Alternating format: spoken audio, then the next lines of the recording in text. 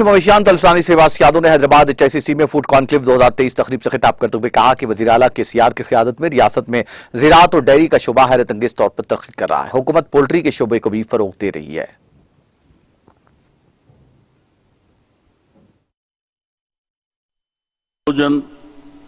Cement doses are being produced at frozen salmon bull stations, Karimnagar to produce 20 lakh frozen salmon doses per annum for providing quality of livestock population in order to increase milk production.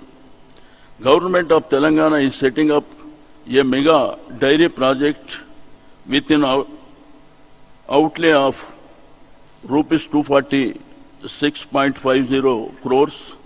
This project is aimed to process 5 lakh litre of milk per day. They encourage farmers to take up dairy farming. 59,662 milch animals have been distributed to the dairy farmers.